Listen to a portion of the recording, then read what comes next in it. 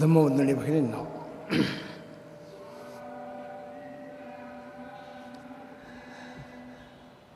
जीवनाचा उद्देश काय आहे हा आजही माणसाच्या पुढे फार मोठा प्रश्न आहे.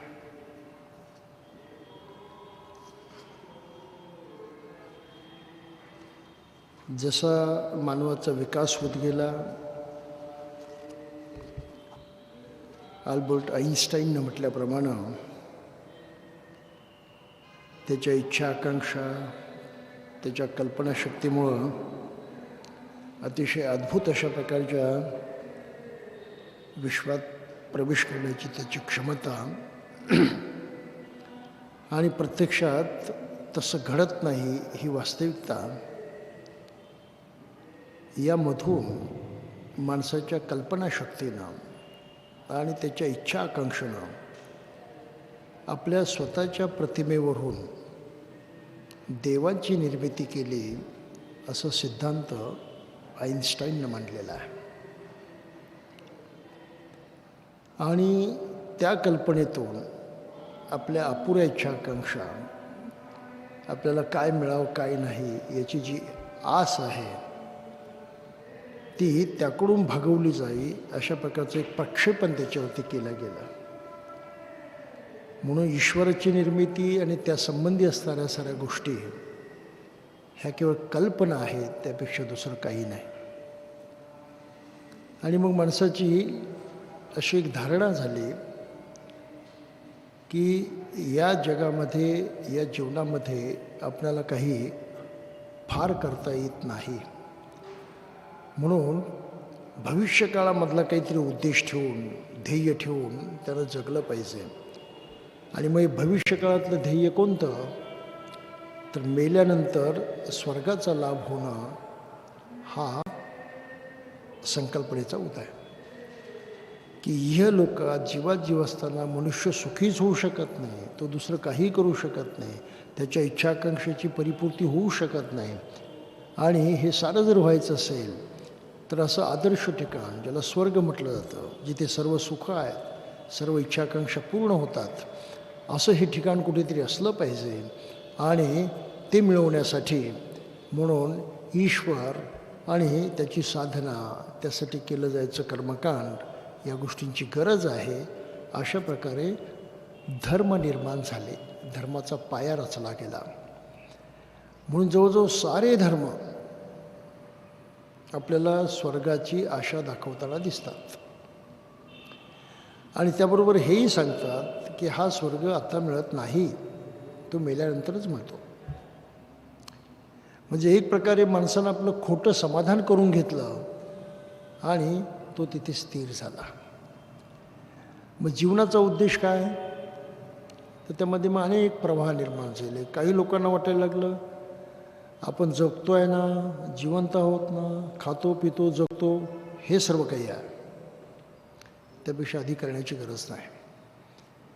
म्हणून हे लोक हे सर्वस्व असं म्हणून खाणं पिणं, सुखानं राहणं, जेवढं होईल तेवढं सुखानं राहणं हाच जीवनाचा उद्देश आहे, त्यापेक्षा अधिक करण्याची काही गरज नाही. काहींची अपेक्षा अशी झाली की माणसाजवळ महत्त्वाकांक्षा नावाची गोष्ट असते, त्या महत्त्वाकांक्षेप्रमाणे कोणाला राजा व्हावं असं वाटतं, कोणाला आणखी काही व्हावं असं वाटतं.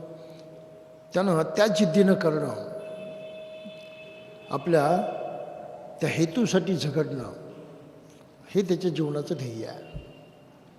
त्यामध्ये सर्व काही आलं. तर ह्या जे काही माणसाच्या अधुऱ्या इच्छा आकांक्षा आहेत, ज्या पूर्ण होणं कुठे शक्य दिसत नाही, अशा अवस्थेमध्ये तो पूर्णपणे कल्पनांच्या आहारी गेला आणि त्या कल्पनामध्ये तो रंगून गेला. बाबासाहेबांनी इथे तोच मुद्दा पकडलेला आहे आणि आपल्या त्या प्रकरणाचं सरळ शीर्षकच दिलेलं आहे, जीवनात पूर्णता साधणे म्हणजे धम्म होय. जीवनात पूर्णता साधणे आणि ही गोष्ट आपल्याला सहज पटू शकते. याचं कारण असं, अनेक वनस्पती आहेत, झाडं झुडपं आहेत, अनेक प्रकारच्या गोष्टी आहेत निसर्गामधल्या, ज्याकडे जर आपण बघितलं तर आपल्याला समजतं की एखादं झाड जेव्हा अंकुरतं, वाढतं, त्याला पानं फुलं येतात, फळं येतात, तेव्हा ते परिपूर्ण झालं असं समजलं जातं. म्हणजे विश्वामध्ये सुद्धा प्रत्येक गोष्ट कुठे ना कुठे आपला अस्तित्वाचा तो परिभाग बदलत अधिकाधिक चांगलं, अधिकाधिक उत्तम, अधिकाधिक श्रेष्ठ बनण्याची प्रक्रिया निसर्गात चालू असते, हे लक्षात येतं. आणि यावरून ही संकल्पना केली गेली पाहिजे की मनुष्य पूर्ण होऊ शकतो का? मनुष्य पूर्ण होऊ शकतो का? हा विचारच सर्व धर्मशास्त्राच्या इतिहासामध्ये नवीन विचार होता. हा विचार प्रत्यक्ष बुद्धाला सुद्धा सुचलेला नव्हता. सुरुवातीच्या काळामध्ये बुद्धाला जे प्रयत्न केले ते फक्त एका उद्देशानं, मनुष्य दुःखी आहे, त्याला कायम सुखानं राहावं असं वाटतं, हे सुख त्याला आत्ता पाहिजे, ते आत्ता मिळत नाही. मग असा काही मार्ग आहे का, असा काही उपाय आहे का, अशी काही परिस्थिती आहे का, असं कुठलं सत्य जगामध्ये आहे का की जेणेकरून मनुष्य आता इथे जीवाजीव असताना सुखी होऊ शकेल? या एका प्रश्नाच्या शोधासाठी म्हणून बुद्धानं ग्रहत्याग केला की मनुष्य इहलोकी सुखी होऊ शकतो की नाही. आणि त्यासाठी त्या काळामध्ये जे तत्त्वज्ञान होतं त्या साऱ्या तत्त्वज्ञानाचा त्यांनी वापर केला. ब्राह्मणी तत्त्वज्ञान होतं जे भृगूच्या आश्रमात जाऊन त्यांनी शिकलं. नुसतं तत्त्वज्ञान आहे, त्याच्यामध्ये कुठलंही आचरण नाही, उपयोग नाही त्याचा, त्याकडे त्यांनी दुर्लक्ष केलं. नंतर त्या काळामध्ये प्रसिद्ध शर्मण होते, आलार कालम वगैरेच्यासाठी, उद्धक रामपुत्रसारखे, ती शर्मांची परंपरा होती. त्या शर्मण परंपरेमध्ये ध्यान साधना करून काही प्राप्त करण्याची पद्धती होती, म्हणजे सुख प्राप्त करण्याची पद्धती होती. म्हणून त्यांनी 8 प्रकारे 8 पातळींचं 8 लेव्हलचं ध्यान जे आहे ते साध्य केलं, करून बघितलं, त्यात पक्के झाले, तरी सुख काही लाभलं नाही. नंतर त्या काळामध्ये अशी एक प्रथा होती की शरीराला कष्ट व्हायचं, तपाचरण करायचं, ज्याला तपश्चर्या म्हणायचे, आणि त्यामधून मग आपल्याला अलौकिक असं काहीतरी दिव्य दर्शन होतं, काही म्हणायचे ईश्वराचा साक्षात्कार होतो वगैरे. तेही त्यांनी करून बघितलं. 1 दिवस 2 नाही, 2 दिवस नाही, तब्बल 6 वर्ष. आणि एवढं सारं करून जेव्हा अतिशय विकलांग अवस्थेमध्ये गेले, क्रश झाले, अगदी म्हणूया की मरणाच्या अवस्थेला जाऊन पोचले, तेव्हा त्यांच्या लक्षामध्ये एक गोष्ट आली. वाहत्या वाऱ्याचा माध्यमातून, वेळूवनातून जेव्हा वारा वाहतो, म्हणजे बांबूच्या बेटातून जेव्हा वाहतो, तेव्हा कधीकधी बासरीसारखे सूर ऐकायला मिळतात. तसा स्वर त्यांच्या कानावरती पडला, आणि तो स्वर कानी पडल्याबरोबर त्यांच्या मनामध्ये विचार आला की मी राजपुत्र असताना संगीत नृत्य याच्यामध्ये अतिशय आनंद भोगत असे, आणि वीणा हे प्राचीन काळचं एक महत्त्वाचं संगीताचं वाद्य मानलं जातं, आणि त्या वीणेच्या तालावरती मला मोठा आनंद वाटत असे, सुख वाटत असे. आणि तत्काळ त्यांच्या लक्षात आलं की वीणा तेव्हाच वाजते, चांगला स्वर देते, काढते, जेव्हा त्या वीणेच्या तारा फार ताणलेल्याही नसतात आणि फार ढिल्याही सोडलेल्या नसतात. योग्य प्रकारे मध्यम प्रकारात त्या जेव्हा ताणलेल्या असतात तेव्हा स्वर बाहेर पडतो. ढिल्या सोडल्या त्या तारेतून स्वर उमटत नाही, खूप ताणल्या तरीसुद्धा तुटून जातात, पण तसा स्वर उमटत नाही. हे लक्षात आल्यावरती पटकन त्यांना जाणवलं की आपण काहीतरी चूक करतो आहोत. हे शरीर एखाद्या विणेसारखं आहे, त्या तारांच्यासारखं आहे. आपण जे कष्ट करतो शरीराला ते आता नष्ट होण्याच्या मार्गावरती आलेलं आहे. म्हणजे एकतर आपण ते फार ताणतो आहोत, तुटून जाईल ते, त्यातून संगीत काही बाहेर पडणार नाही. हे लक्षात आल्याबरोबर त्यांनी विचार केला की शरीर आहे त्याच्या वापरामध्ये आपल्याला काही प्राप्त होऊ शकतं.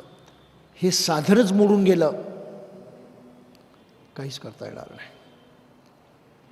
म्हणून शरीराचं रक्षण केलं पाहिजे असं जाणून ते मग अन्न ग्रहण करून आपलं शरीर स्वस्थ करायला लागले.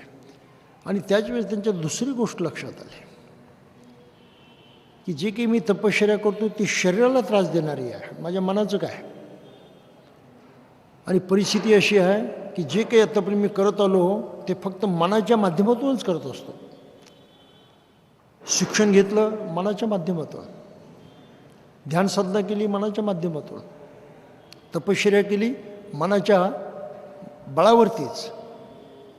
पटकन त्यांना एक प्रकारचा नवीन साक्षात्कार झाला की माणसाच्या जीवनात शरीर नव्हे, त्याचं मन प्रधान आहे. मन ही शक्ती आहे, मन हेच मुख्य आहे. हे मन जसा वापर करतं तसं शरीर वागतं. म्हणजे हे शरीराच्या हातामध्ये काही नाही आहे, ते सर्व मनाच्या हातामध्ये. आणि ही माणसाच्या जीवनातली सर्वात मोठी शक्ती आहे, हे त्याचं बळ आहे, हे त्याचं अस्तित्व आहे. आणि या शक्तीच्या माध्यमातूनच काही घडणं शक्य आहे हे त्यांच्या लक्षात आलं. त्यांनी ताबडतोब त्या तपश्चर्या वगैरे साऱ्या गोष्टी सोडून दिल्या, योग्य प्रकारे अन्न ग्रहण करायला लागले. मागे आपण बघितलं या प्रकरणामध्ये की 49 दिवस पुरेल एवढी आपल्या खाण्यापिण्याची सोय करून बुद्ध मग नव्यानं ध्यान साधना करायला लागले. ही ध्यानसाधना जुन्या ध्यानसाधनेसारखी नव्हती. याच्यामध्ये चिंतन मननाचा, सत्य शोधण्याचा फार महत्त्वाचा भाग आहे. त्यालाच आधुनिक भाषेमध्ये विपस्सना म्हणतात. सत्य पाहण्याची धडपड, सत्य जाणण्याची धडपड आहे. त्या परिस्थितीच्या पलीकडे जाऊन जाणण्याची पद्धती. म्हणजे बियॉन्ड, पलीकडे. पश्यती, पलीकडे जाऊन पाहतो. जे काही जगाचा अनुभव घेतलेला आहे या जगाच्या अनुभवाच्या पलीकडे जाऊन जाणण्याचा प्रयत्न करणं त्याला विपस्सना म्हणतात. आणि त्या पद्धतीनं ते प्रयत्न करायला लागले. आणि जसं आपल्याला इतिहासातून कळतं की ते स्वतः परिपूर्ण झाले. त्यामुळं मनुष्य परिपूर्ण होतो, तो मनाच्या माध्यमातून होतो. हे अत्यंतिक महत्त्वाचं सत्य भगवान बुद्धांनी शोधून काढलं. नुसते फळझाडं फुलझाडं परिपूर्ण होतात असं नाही, मनुष्यही परिपूर्ण होतो. शरीराचं परिपूर्णत्व हे त्याचं परिपूर्णत्व नाही, कारण शरीर एकटं नाही, त्याच्याबरोबर मन आहे. म्हणून मन आणि शरीर ह्या दोन्हींचं संतुलन साधून जे परिपूर्णत्व होतं ते खरं माणसाचं परिपूर्णता आहे. ही बुद्धाची सर्वात महत्त्वाची खोज आहे, शोध आहे. हा जगामध्ये दुसरा कोणालाही कळलेला नाही. आणि ह्या परिपूर्णतेमध्ये काय होतं? मनुष्य परिपूर्ण होतो म्हणजे संपूर्ण सुखी होतो.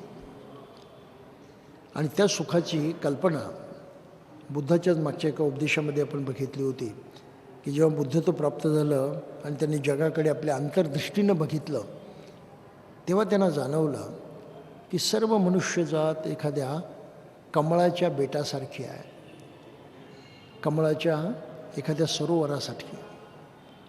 या सरोवरामध्ये अनेक कमळं आहेत. काहीही कमळाचे कोंब जे आहेत ते पाण्याच्या पृष्ठभागाखाली आहेत, काही कमळाचे कोंब वरती आलेले आहेत, काही नकळी आलेली आहेत, काही आणखी थोडे वाढलेले आहेत आणि काही पूर्णपणे उमललेले आहेत. मनुष्याचाही परिपूर्ण विकास तसाच होतो हे बुद्धाच्या लक्षात आलं. तो सांसारिक जीवनामध्ये, व्यावहारिक जीवनामध्ये, म्हणूया की त्या कर्दमामध्ये, त्या चिखलामध्ये उदय पावतो. सांसारिक जीवन हे चिखलासारखं आहे, परंतु त्या चिखलामधून त्याचं पोषण होतं, त्याची वाढ होते. आणि ही वाढ प्रामुख्याने त्याच्या मनाच्या माध्यमातून होऊ शकते. शरीर तर ऑटोमॅटिक वाढत जातं, व्यावहारिक पद्धतीनंच. अन्न पाण्यातून त्याचा विकास होतो. मनाचा विकास अन्न पाण्यातून नाही होत. त्यासाठी खास वेगळे प्रयत्न करावे लागतात. आणि हे माणसाला माहीत नाही, हे त्याचं अज्ञान आहे. म्हणजे अज्ञानाची कशी सुरुवात होते ते पहा, की आपला विकास, आपलं परिपूर्णत्व कशात सामावलेलं हेच माणसाला माहीत नाही. कोणतं साधन आहे आपल्या हातामध्ये ज्याचा वापर करायचा तेही त्याला माहीत नाही. हे साधन कसं वापरायचं तेही त्याला माहीत नाही. ते वापरल्यानं खरंच सुख मिळतं का हेही त्याला माहीत नाही. म्हणून मनुष्य सर्वांगीण अज्ञानामध्ये अडकला, ही बुद्धाची भाषा आहे. अज्ञान कशाचं आहे? स्वतःबद्दलचं माहीत नाही काय आहोत आपण, कोणतं सामर्थ्य आपल्याजवळ आहे, आपल्याला सुख तर पाहिजे, कसं मिळवायचं माहीत नाही, मिळू शकतं की नाही माहीत नाही. हे माणसाचं अज्ञान आहे. आणि म्हणून बुद्धाला या गोष्टीची जाणीव झाली की संपूर्ण मनुष्य प्राणी त्या कमळाच्या बेटासारखा आहे. आणि जर आपण त्यांना आपला ह्या सत्याचा धम्माचा उपदेश केला आणि त्या आहे त्या चिखलाच्या परिस्थितीतूनही वाढत राहा, पुढे जात राहा, प्रगती करत राहा, अशा प्रकारचं मार्गदर्शन जर केलं तर ही अनेक कमळं ही उमलू शकतात. आणि कमळ उमललं की काय होतं? दोन गोष्टी होतात. त्या कमळाच्या फुलाचा रंग, रूप, सर्व काही वास बदलून जातो. कमळाच्या त्या पाकळीला तेच पाणी टाकलं वरती चिकटत नाही. त्या चिखलाचा आणि पाण्याचा जो गंध आहे तो गंध कमळाला असत नाही, त्याचा गंध वेगळाच असतो. जे चिखलाचं आणि पाण्याचं रूप आहे ते रूप त्याला असत नाही. म्हणजे ज्या त्या चिखलातून उभं राहिलेलं आहे ते कमळ त्यापेक्षा पूर्णपणे वेगळं होऊन जातं. त्याचं अस्तित्व संपूर्णपणे वेगळं होऊन जातं. आणि ही बुद्धानं लावलेली सर्वात मोठी शोधाची गोष्ट आहे की मनुष्य आपल्या मनाच्या माध्यमातून जेव्हा असा विकास पावतो तेव्हा तो कमळासारखा होतो आणि या जगामध्ये तो कमळासारखा जगतो. त्याचं जीवन कमळासारखं होतं, सुखमय होतं. नुसतं स्वतःपुरतंच नाही तर कमळ ज्याप्रमाणे त्याच्या संपर्कात येणाऱ्या प्रत्येक प्राण्याला सुख देतं, आनंद देतं, त्याप्रमाणे मनुष्यसुद्धा आपल्या संपर्कात येणाऱ्या प्रत्येक माणसाला सुख आणि आनंद देऊ शकतो. म्हणून मानवाच्या दृष्टीनं सर्वात श्रेष्ठ शोध जर कोणी लावलेला असेल तर तो फक्त बुद्धानंच. बुद्धाशिवाय माणसाच्या जवळचं कोणीही नाही. देव, स्वर्ग, नरक ह्या साऱ्या कल्पना आहेत. आणि या कल्पनांना जो मनुष्य चिकटून राहिला तो स्वतःपासून दुरावला. का दुरावला स्वतःपासून? आपल्याजवळ मन नावाची फार मोठी शक्ती आहे, कल्पनाच नाही त्याला. गुलाम करून टाकली, बांधून टाकली त्या देवाच्या कल्पनेस. ह्या मनाचा वापर जर केला आपण तर आपण आहे या परिस्थितीच्या बाहेर जाऊ शकतो. त्याला माहीतच नाही. या मनामध्ये कमजोरी आहेत, त्या कमजोरी काढून टाकल्या तर आपण एक कमळासारखं परिपूर्ण होऊ शकतो. माहीतच नाही त्याला. म्हणून मेजॉरिटी समाज जो आहे तो अशा प्रकारच्या अध्ययनामध्ये आहे, स्वतःबद्दलचं त्याला कळत नाही. म्हणून बुद्धाने फार महत्त्वाची गोष्ट ते मांडलेली आहे. आणि बाबासाहेबांनी त्या प्रकरणाचं शीर्षकही फार बोलकं ठेवलेलं आहे की जीवनात पूर्णत्व साधणे म्हणजे धम्म आहे. बुद्धाच्या शिकवणीचा तेवढा एकच वापर आहे, प्रत्येक माणसानं परिपूर्ण होणं. आणि ह्या पूर्णता कशा आहेत तर इथे त्यांनी प्रामुख्यानं पारमितांचा विचार केला आहे. पारमिता म्हणजे परम सद्गुण, परफेक्ट व्हर्च्यू, परम सद्गुण. आणि हे परम सद्गुण जे आहे ते माणसाच्या दृष्टीनं तीन आहेत. कारण माणसाचं सारं जीवन तीन गोष्टींनीही नियंत्रित केलं जातं, कंट्रोल्ड. एक तर त्याच्या शारीरिक हालचाली आहेत, त्या शारीरिक हालचालीने तो जगतो. शारीरिक हालचाली त्याचं जीवन चालवतात, घडवतात, नियंत्रितसुद्धा करतात. म्हणून काया फार महत्त्वाची आहे. कायाशिवाय माणसाचं अस्तित्व हे शून्य होऊन जातं. दुसरं जो आहे की मनुष्य वाचेच्या माध्यमातून दुसऱ्याशी संपर्क ठेवतो, अधिकाधिक जाणतो दुसऱ्यापासून, म्हणजे ज्ञानी होऊ शकतो. म्हणजे शिकण्याचं त्याचं जे माध्यम आहे ते वाचा आहे. आणि ही वाचा प्राण्यांच्या जवळ नसल्यामुळं प्राणी शिकू शकत नाहीत फारसं,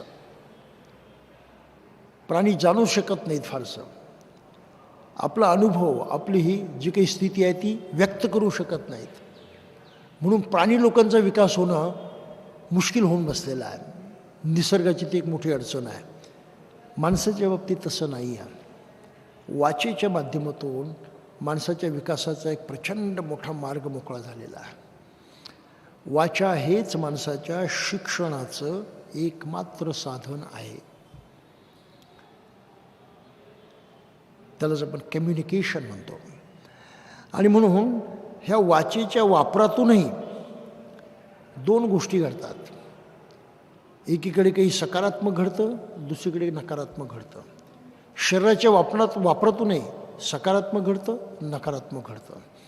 ह्या निसर्गामधल्या क्रिया आहेत, पॉझिटिव्ह अँड निगेटिव्ह. त्यामुळं माणसाच्या व्यवहारामध्ये पॉझिटिव्ह निगेटिव्ह आहेच, त्यातून सुटका नाही. बुद्धाची भूमिका ही आहे की पॉझिटिव्ह जे सकारात्मक आहे त्याला जर बेस केलं, त्याला जर पाया केलं, त्याच्यावरती जर आपलं जीवन आपलं उभारण्याचा प्रयत्न केला तर ते यशाकडे नेतं, ते सुखाकडे नेतं. नकारात्मक गोष्टीला आपण चिकटून राहिलो तर आपली अवनती होते, आपण अधिकाधिक रसातळाला जातो. हे एक जीवनातलं इतकं मोठं सत्य आहे जे अनेक धर्मांना कधी कळलं नाही, कधीच कळलं नाही. Positivity is the basis of life. जीवनाचा पाया सकारात्मकता आहे. आणि म्हणून व्यवहारामध्ये सकारात्मक राहणं ही एक मोठी कसरत आहे, मोठं कष्टाचं काम आहे. प्रयत्न करावे लागतात, जिद्दीनं तसं करावं लागतं. मग सकारात्मक पद्धतीनं शरीराचा वापर करणं शिकावं लागतं, सकारात्मक पद्धतीनं वाचेचा वापर करणं शिकावं लागतं. तिसरी गोष्ट आहे की ह्या शारीरिक आणि मानसिक हालचालीवरती, वाचिक हालचालीवरती शेवटी मनाचा पगडा असतो. मन विचार करतं, मन जाणतं, मन समजतं, मन करायला लावतं, तिथे प्रेरणा निर्माण होते, मग शरीर किंवा वाचा काम करते. म्हणजे मनात आल्याशिवाय मनुष्य करत नाही. थोडक्यामध्ये मन प्रधान आहे ही बुद्धाची आणखी एक महत्त्वाची भूमिका आहे की माणसाच्या जीवनामध्ये मन प्रधान आहे. म्हणून मनाचं माध्यम हे सुद्धा आपल्याला पॉझिटिव्ह केलं पाहिजे, सकारात्मक केलं पाहिजे, ही बुद्धाची भूमिका आहे. आणि म्हणून मनुष्य जीवन हे धम्माच्या माध्यमातून परिपूर्ण होऊ शकतं. आणि ते परिपूर्ण होण्यासाठी त्याला ह्या तीन माध्यमांचा वापर करावा लागतो. शरीराचा वापर करावा लागतो, परिशुद्ध ठेवण्याचा, पॉझिटिव्ह ठेवण्याचा. वाचेचा वापर करावा लागतो, परिशुद्ध ठेवण्याचा, पॉझिटिव्ह ठेवण्याचा. मनाचा वापर करावा लागतो, तसाच परिशुद्ध किंवा पॉझिटिव्ह ठेवण्याचा. आणि हे पॉझिटिव्हिटीचं, सकारात्मकतेचं तत्त्व अनेक धर्मांच्यामधून गायब झालेलं आहे. त्यांना कळतच नाही. ते कुठल्याही धर्मामध्ये याची व्याख्या मी वाचलेली नाही. बायबलमध्ये मला ती सापडली नाही, कुराणामध्ये सापडली नाही, हिंदूंच्या ग्रंथामध्ये सापडली नाही, कुठेच नाही. त्यामुळं बुद्ध जे सांगतात ते इतकं विलक्षण सत्य आहे की या सत्याची जाणीव अनेक धर्मांना कधीच झालेली नव्हती. बुद्ध माणसाच्या दृष्टीने इतके महत्त्वाचे का आहे, खरा आदर्श माणसाचा बुद्धच का आहे, त्याचं कारण याच्यात दडलेलं आहे की मनुष्याचं खरं अस्तित्व, अचूक अस्तित्व बुद्धानं जाणलं. त्या अस्तित्वातल्या शक्ती जाणल्या, त्या अस्तित्वाचा प्रकार जाणला, ते अस्तित्व प्रगत कसं होतं, रसातळाला कसं जातं, ह्या प्रक्रियासुद्धा जाणल्या.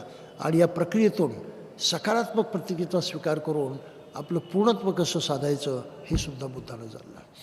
म्हणून बुद्धच मानवाचा खराखुरा आदर्श आहे. बुद्धाशिवाय कोणाच्याही नादी लागण्यामध्ये शहाणपण नाही हे माणसाला कळलं पाहिजे, ते त्याला शिकवलं गेलं पाहिजे. हा बुद्धाच्या धम्माचा खरा सार आहे. मग पूर्णता कशा प्राप्त होतात? एकाएकी मनुष्य पूर्ण होत नाही. परिपूर्ण होण्यासाठी त्याला प्रयत्न करावे लागतात आणि हे मानसिक प्रयत्न करावे लागतात. आणि ज्या विशिष्ट गुणाचा, अवस्थेचा विकास तो करतो, त्या विकासामध्ये परिपूर्ण होतो, त्याला पारमिता म्हटलं जातं, परिपूर्ण सद्गुण. अशा ह्या एकंदर 10 पारमिता बुद्ध धर्मात सांगितलेल्या आहेत. त्याचा उल्लेख मागे आपण बघितला होता बुद्धाच्या पहिल्या प्रवचनाचं विवेचन करत असताना. इथे या प्रकरणामध्ये मात्र 6 पारमिता सांगितलेल्या आहेत. आणि हे जे विशिष्ट प्रकरण आहे, हे प्रकरण बाबासाहेबांनी महायान धर्मग्रंथामधून घेतलेलं आहे. महायानांच्या धर्मग्रंथाच्या मध्ये प्रज्ञा पारमिता या नावाचे अनेक महत्त्वाचे ग्रंथ आहेत. उदाहरणार्थ 10 सहस्रिका प्रज्ञा पारमिता म्हणजे 10,000 श्लोकामध्ये लिहिलेलं प्रज्ञा पारमितेचं सूत्र किंवा उपदेश. शतसहस्रिका प्रज्ञा पारमिता 100 श्लोकामध्ये सांगितलेलं प्रज्ञा पारमितेचं सूत्र. 1,00,000 श्लोकामध्ये सांगितलेलं प्रज्ञा पारमितेचं सूत्र. तर महायान संप्रदायामध्ये प्रज्ञा पारमितेवरती खूप मोठमोठे ग्रंथ आहेत, फक्त प्रज्ञा या विषयाचा विवेचन करणारं. आणि जितके मोठे आहेत तितके छोटेसुद्धा आहेत. छोटा ग्रंथ 1 पानाचा आहे. काही 8,000 श्लोकाचे आहेत, 100 श्लोकाचे आहेत, 1,000 श्लोकाचे आहेत, 8,000 श्लोकाचे आहेत, 10,000 श्लोकाचे आहेत, 1,000 श्लोकाचे आहेत, असे विविध ग्रंथ आहेत. आणि एक जो ग्रंथ आहे तो वज्रछेदिका प्रज्ञा पारमिता म्हणून आहे. वज्रछेदिका प्रज्ञा पारमिता तो फक्त 1 पानाचा आहे. अतिशय उत्तम ग्रंथ आहे. आणि त्यामध्ये प्रामुख्यानं काय सांगितलं आहे की प्रज्ञेचा विकास कसा होतो. प्रज्ञा म्हणजे जे बुद्धानं जाणलं, बुद्धाला जे ज्ञान प्राप्त झालं ते कसं प्राप्त होतं या विषयाचं विवेचन करणारे ग्रंथ आहेत. प्रज्ञा म्हणजे बुद्धाचंच ज्ञान आहे. विजडम ऑफ बुद्ध आहे, हे इतर लोकांचं ज्ञान नाही आहे. Wisdom of Buddha is Pragya. आणि मग त्या प्रज्ञेची अनेक अंग आहेत, तीही आपल्याला वेगवेगळ्या पद्धतीने समजून सांगितले. तर कोणत्या ह्या पारमिता आहेत, माणसानं कशात परिपूर्ण झालं पाहिजे. पहिली पारमिता त्यांनी सांगितली आहे दान पारमिता. माणसानं दान देण्याच्या भावनेमध्ये, त्या मानसिक अवस्थेमध्ये परिपूर्ण झालं पाहिजे. म्हणजे काय, केवळ त्यानं देत राहायचं, काही अपेक्षा करायची नाही, दान देत राहायचं, दुसऱ्याच्या कामी पडत राहायचं, हा त्याचा मुख्य अर्थ आहे दानपारमितेचा. परंतु दान तरी का देत राहायचं, दुसऱ्याच्या कामी तरी का पडत राहायचं, जे आपल्याजवळ आहे ते दुसऱ्यांना का देऊन टाकायचं, हा फार महत्त्वाचा प्रश्न आहे. माणसाची सवय काय, मला पाहिजे, गरज माझी आहे, आत्ताची गरज भाजली तरी उद्या लागणार आहे, परवा लागणार आहे, नंतर लागणार आहे, म्हणून मी ते साठवूनही ठेवेल.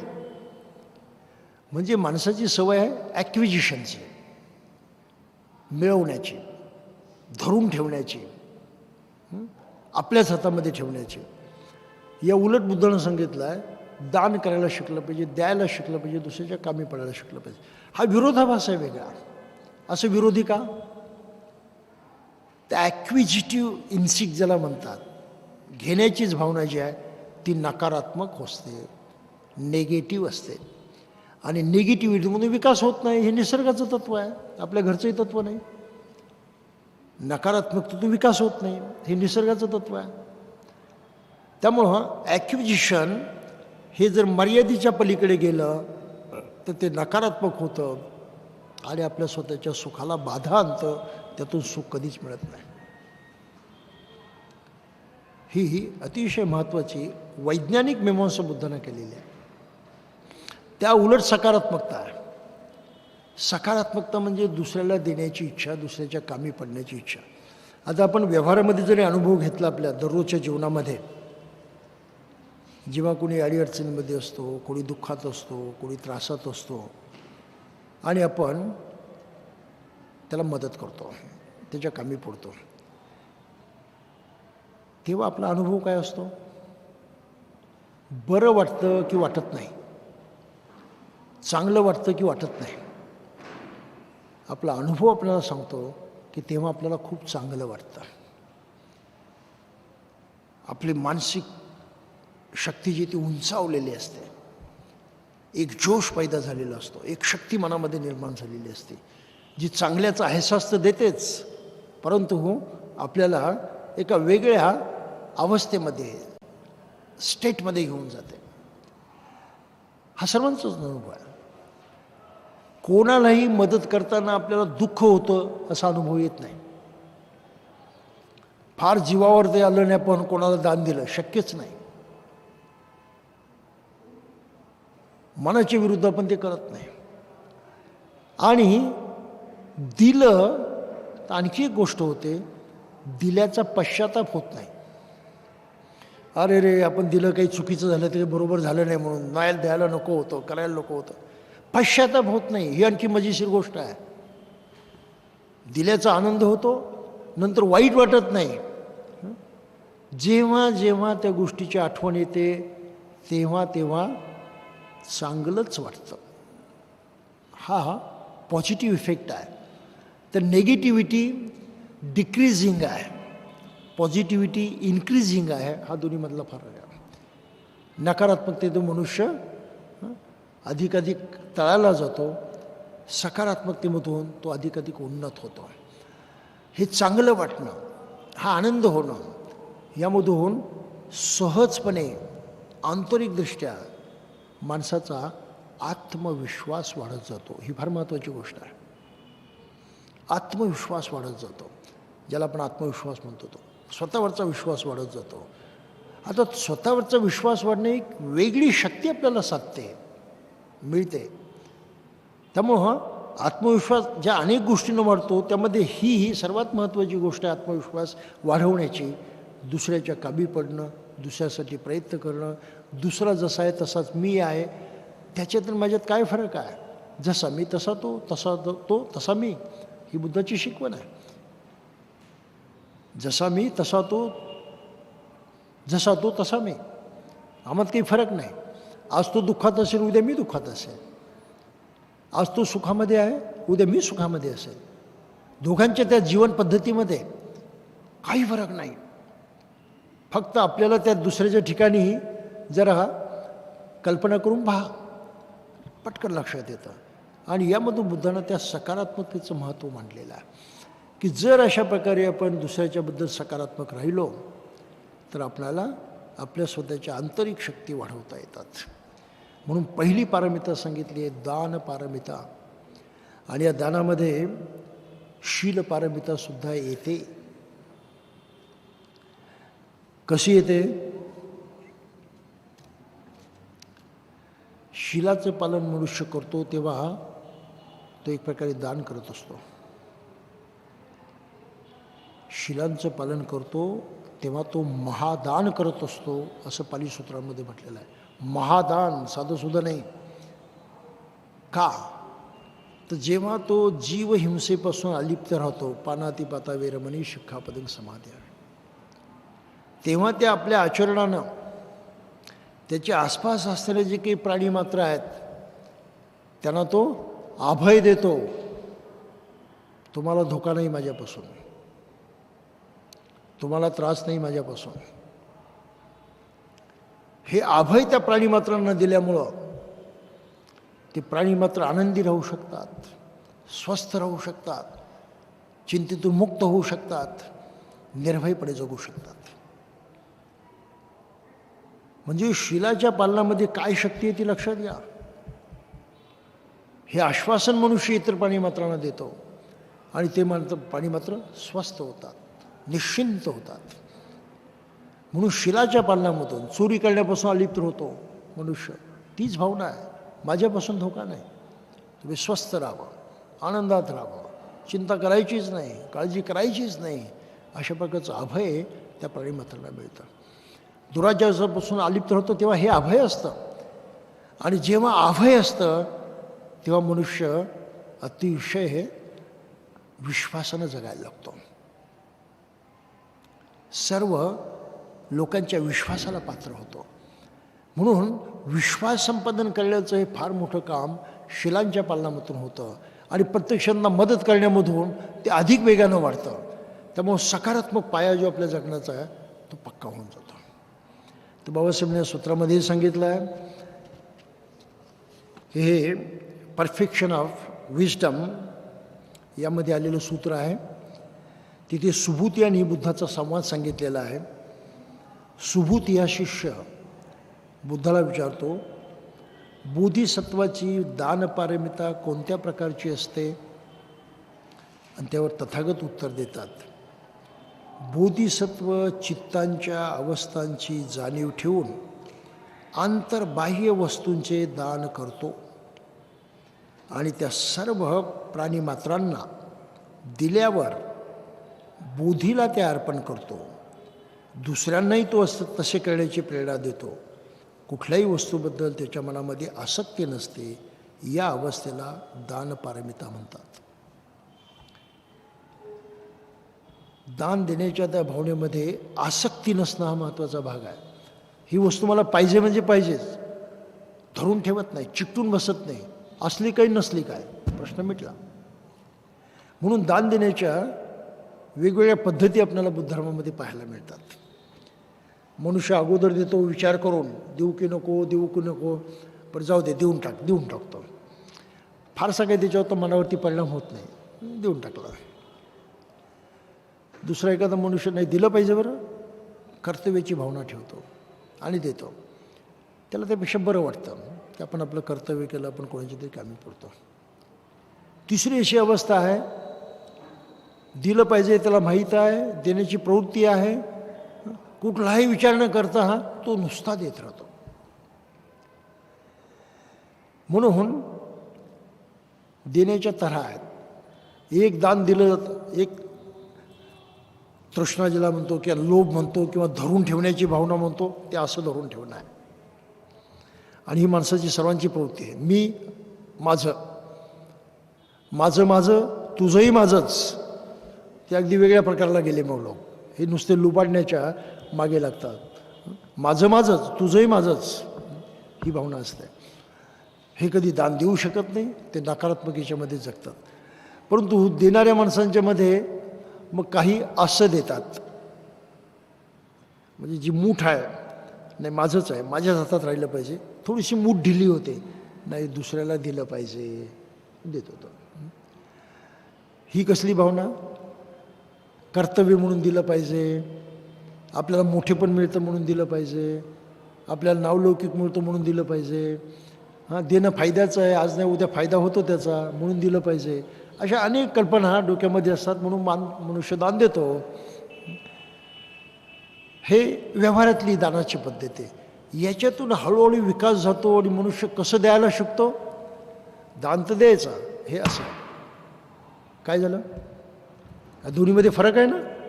असं दिलं आणि असं दिलं, दोन्हीमध्ये फरक आहे ना. काय फरक आहे? फार मोठा फरक आहे. असं देण्यामध्ये दिलेल्या दानालाही तुम्ही चिकटून बसता. मी दिलं ही भावना असते याच्यामध्ये. जिथे मी दिलं ही भावना आहे ते दान असं आहे. म्हणजे दिलंय पण त्याला चिकटून राहण्याचं काही अजून सुटलेलं नाही. वस्तू गेली पण भावना मात्र त्याला चिकटलेली आहे. म्हणून त्याला खऱ्या अर्थानं दान म्हणत नाहीत. खरं दान हे असं, दिलं ते गेलं. मला आठवतं आहे रामकृष्ण परमहंसाच्या जीवनातली गोष्ट आहे, त्यांची चरित्रामध्ये आलेली आहे. त्यांना एका मोठ्या शेठजीनं धर्मशाळा बांधण्यासाठी, आता तो ते जुना काळ होता, आताच्यासारखे पैसे नव्हते, तेव्हा नाणी होती, त्यांना सोन्याच्या मोहरा दिल्या, एक पिशवी दिली आणि सांगितलं, महाराज आपण धर्मशाळा बांधा आपल्याला दर्शनासाठी लोक येतात, त्यांची सोय होऊन जाईल म्हणून. रामकृष्ण परमहंसाच्या लोकांनी ते आपलं ठेवून दिलं. वर्ष झालं धर्मशाळा काही बांधली नाही. याचा जीव खालीवर व्हायला लागला. एवढी धनसंपत्ती दिली आपण आणि गुरुजींनी काहीच केलं नाही. दुसरं वर्ष गेलं, काहीच नाही. मग असा दर्शनाला गेला असताना त्यांना प्रश्न विचारला, म्हणे स्वामीजी तुम्हाला मी इतकं दान दिलं धर्मशाळा बांधण्यासाठी, अजून काहीच कसं काही केलं नाही तुम्ही? स्वामीजी काही बोलले नाहीत. ते म्हणे चल आपण थोडंसं फिरून येऊ म्हणून. तर त्यांचा जो आश्रम आहे त्याच्या शेजारी चांगलं मोठं सरोवर आहे.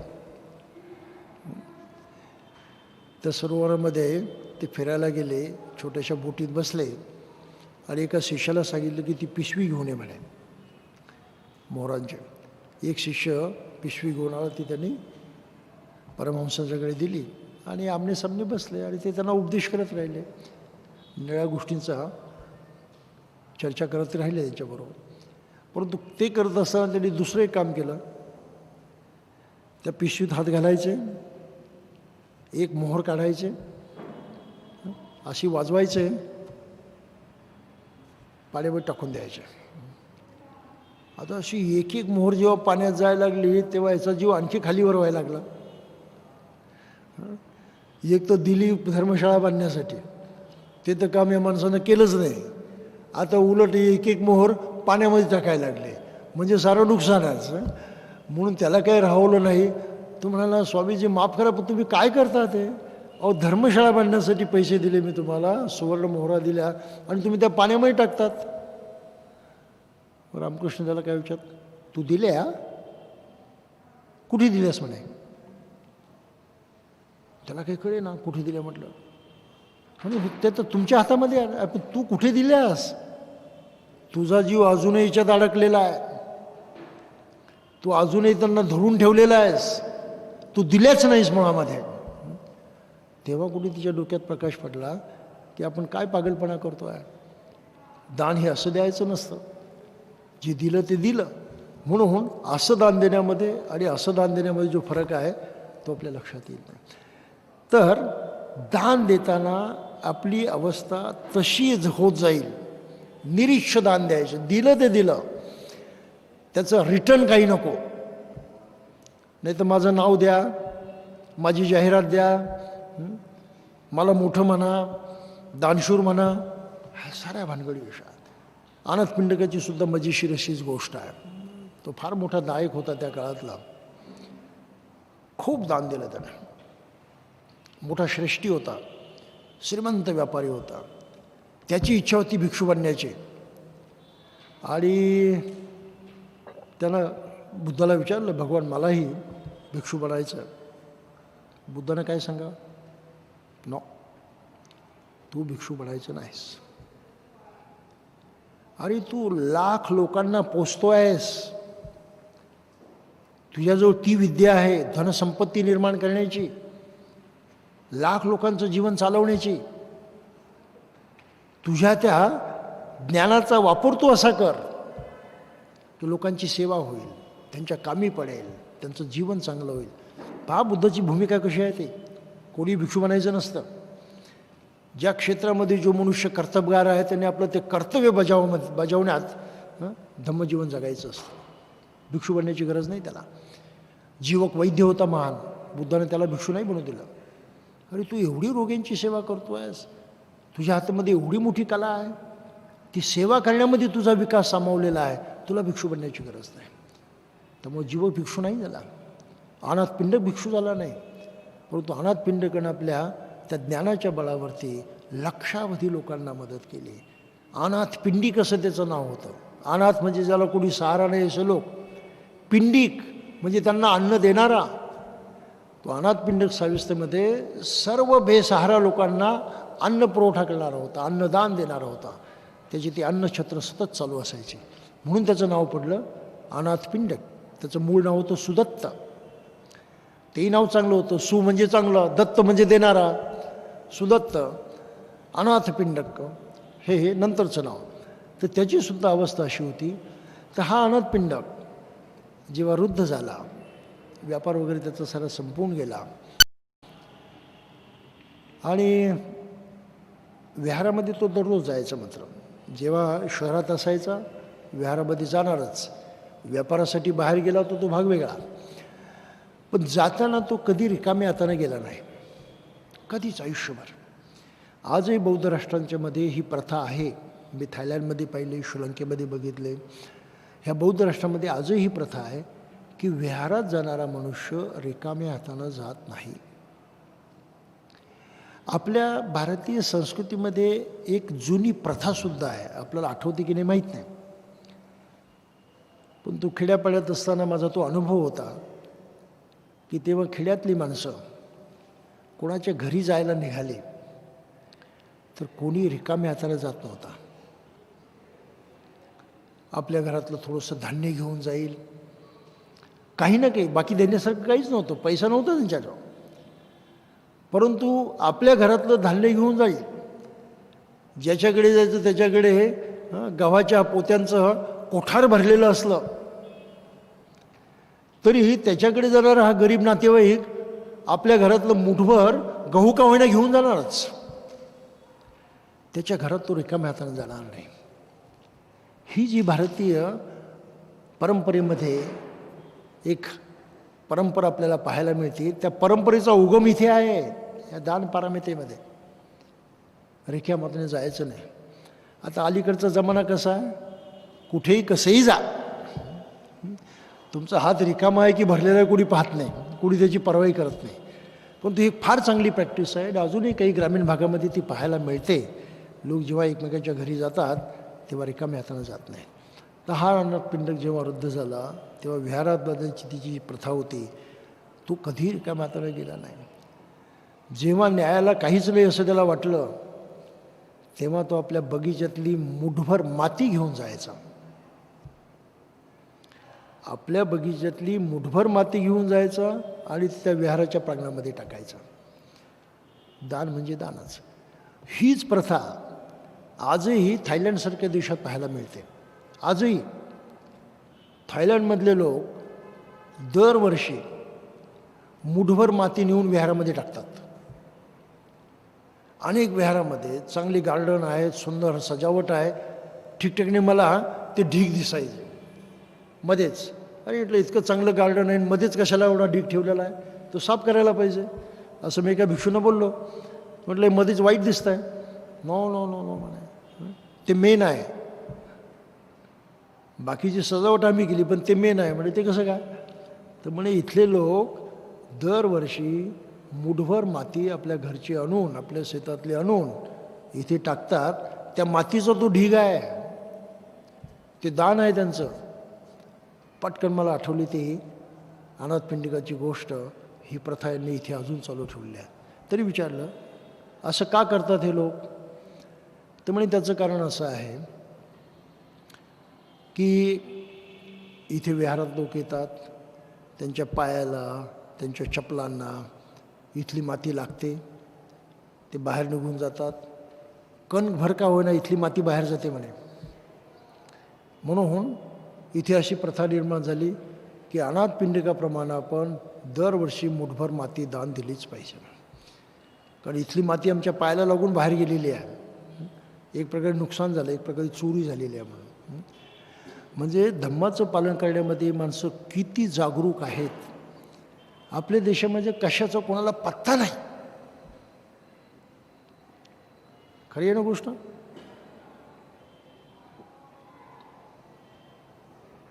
बौद्ध संस्कृती म्हणजे मनावरती परिणाम करणारे हे संस्कार आहेत, त्यातून उदय पावलेले आहे. आणि आज भारतामध्ये मनावरती परिणाम करणारे संस्कार बौद्ध समाजामध्ये कुठेही घडत नाहीत. आणि म्हणून इथले लोक योग्य प्रकारे बौद्ध झालेले नाहीत.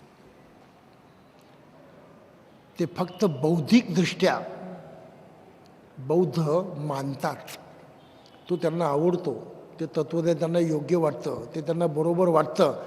इथेच सगळं काही संपलं. आणि बरोबर वाटतं म्हणून काय बुद्धानं शिकवलं? तर 4 आर्य तो शिकवली, आर्य अष्टांगी मार्ग शिकवला, 10 पारमिता शिकवल्या, अमुक शिकवलं, तमुक शिकवलं, हे ते वाचतात. तेवढी माहिती होऊन जाते. बस त्यांचं बौद्ध होणं समाप्त. पण बुद्धाचा धम्म माणसाला सकारात्मक आणि नकारात्मक ह्या अवस्थांची शिकवण देतो आणि सकारात्मक मानसिकता वाढवण्यासाठी प्रयत्न करण्याची शिकवण देतो.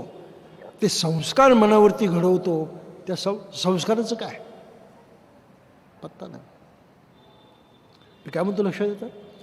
म्हणून बौद्ध राष्ट्रांच्या मध्ये बौद्ध उत्सव साजरे करत असताना नाच गाणे धांगडधिंगा अजिबात नसतो.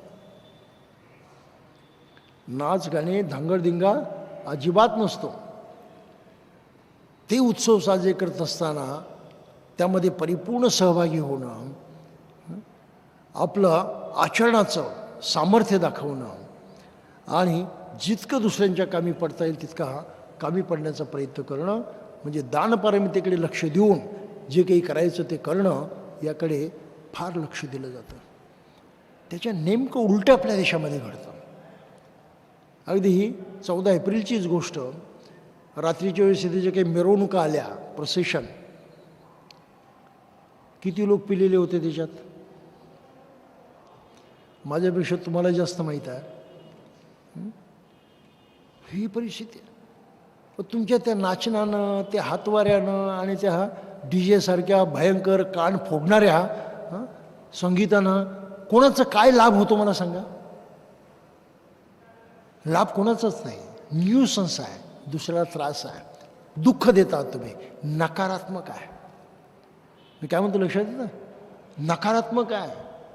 DJ सारखं संगीत वाजवून नकारात्मक आहे. नेगेटिव्ह ॲक्शन आहे ते. दुसऱ्याला दुःख देणारे, दुसऱ्याला त्रास देणारे, दुसऱ्याचा संताप वाढवणारे. आणि आम्ही ते करतो. वेड वाकडं नाचणं आणि मद्यपान करणं हे तर वाईटच आहे. ते की माणसाला आकर्षित करणारं नृत्य नाही. त्याच्या मनाला प्रसन्न करणारं ते नृत्य नाही. ते त्याला आनंद वाटेल अशा प्रकारचं नृत्य नाही. ते तो उन्माद आहे. उन्माद शब्द समजतो मराठी. ते एक मस्ती आहे. मस्ती समजतो. हां, मस्ती उन्माद एकसारखेच आहे दोन्ही. ती मस्ती आहे. आणि मस्ती नकारात्मक असते, सकारात्मक असत नाही. अशा तऱ्हेने जर आम्ही आमचे उत्सव साजरे करत राहिलो तर त्यामधूनही जे मिळवायचं विकासाच्या दृष्टीनं सकारात्मक, तेही मिळत नाही. नकारात्मक. हे अशा प्रकारच्या गोष्टी आहेत. मला फार वाईट वाटतं जेव्हा मी पोस्टर पाहतो तेव्हा. कुठेतरी बुद्धाचा फोटो असतो, बाबासाहेबांचा फोटो असतो, बाकी इतरही असतात, आणि तिथे कोणाला तरी नाचणाराचाही फोटो असतो. अरे हे काय आहे. त्या बाबासाहेबांच्या बरोबरीला तुम्ही नाचणारे सुद्धा बसवलेत. डू अंडरस्टँड दिस. ही श्रद्धा आहे. हे चांगलं आहे. याच्या कुठे नम्रता, चांगुलपणा प्रकट होतो. अजिबात नाही. हे इतकं भयंकर आहे. म्हणजे बुद्धाचं जर प्रतिमा असेल, फोटो असेल, तर ते दिवसे कोणाचेच असता कामा नाही तिथे. हा श्रद्धेचा भाग आहे. बुद्ध सर्वोच्च आदर्श आहेत. पण आमच्याकडे प्रथाच निर्माण झालेली आहे. बुद्धाच्या बरोबर आम्ही साऱ्यांना बसवत सुटलो आहे. हे मानाचं चिन्ह नाही आहे, श्रद्धेचं चिन्ह नाही आहे. ते नकारात्मक चिन्ह आहे, अवमानाचं. ज्यांची योग्यता नाही त्यांनासुद्धा बुद्धाच्या बरोबरीनं बसवणं, इथेच अवमान सुरू होतो, इथेच चूक सुरू होते. काही असो, तर दान आणि शील ह्या दोन्हींचा असा संबंध आहे.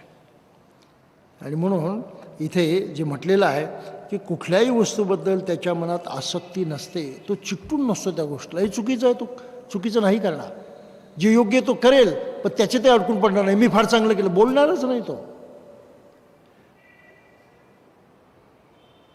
शीलपारमितेबद्दल असं म्हटलं आहे पहा, तो स्वतः सदाचारी 10 पथ्य पाळीत असतो आणि इतरांना तशी करण्याची प्रेरणा करतो. 10 पथ्य, 10 प्रकारे तो चांगला वागतो. कोणते 10 प्रकार आहे ते अगोदरच्या प्रकारात बाबासाहेबांनी इथे दिलेले आहेत. तो हिंसा करत नाही, पानातिपाता वेरमणी. तो चोरी करत नाही, आदींना दानाविरमणे. तो दुराचार करत नाही, कामेषु मिच्छाचाराविरमणे. तो खोटं बोलत नाही, मुसावादाविरमणे. तो कठोर बोलत नाही, फरुस्वाचा वेरमणे. तो निंदा चहाडी करत नाही, पिसुनाय वाचार वेरमणे. संप फलापा, व्यर्थ बडबड करत नाही. ह्या 7 गोष्टी. तो लोभापासून अलिप्त राहतो, म्हणजे दानभावना वाढवतो. तो द्वेष करण्याचं सोडून देतो, मैत्री भावना वाढवतो. आणि आपलं अज्ञान कमी करून तो प्रज्ञा वाढवण्याचा प्रयत्न करतो. अशा प्रकारे 10 प्रकारे तो आचरण करतो. त्यालाच बुद्ध धर्मामध्ये कधी दसशील असं म्हटलं जातं. आणि ह्या साऱ्या सकारात्मक गोष्टी आहेत. त्यामुळे माणसाचा सकारात्मक पाया जो जीवनाचा तो पक्का होऊन जातो. आणि या सकारात्मक पायामधून त्याला सुख आणि समाधानानं, सुख आणि शांतीनं जगणं शक्य होतं. ही त्याची प्राप्ती आहे, हा त्याचा उद्देश आहे. केवळ गोळा केल्यानं, मिळवल्यानं, फार श्रीमंत झाल्यानं मनुष्य सुखी होतो, हे चुकीचं आहे. सुमारे 9,000 9,500 कोटी रुपये मिळूनही आज विजय माल्या किती सुखी आहे, किती सुखी आहे. त्याला विचारल्याशिवाय काहीच नाही आपल्याला. पण अंदाज तर आपल्याला आहे ना की तो काही सुखामध्ये नाही. आता हे दुःख त्याचं कधी संपणार आहे, कधी संपणार आहे? मरेपर्यंत संपत नाही. काय मिळवलं? नकारात्मक याच्यावरती माणसाचं जीवन उभं राहिलं. बाकीचं किती जगाला वैभव दिसो, तो मात्र रसातळाला गेलेला असतो. हा अनुभव आहे जगाचा, अनुभव. आणि जी फार कमी वेळामध्ये श्रीमंत माणसं होतात, त्याबद्दल एका तत्त्वज्ञानानं म्हटलेलं आहे की लांडी लबाडी केल्याशिवाय ते जमत नाही. प्रामाणिकपणे मनुष्य संपत्ती मिळून एवढ्या अल्प काळामध्ये श्रीमंत होत नाही. हा आपल्याला अनुभव आहे. म्हणून आपल्याकडे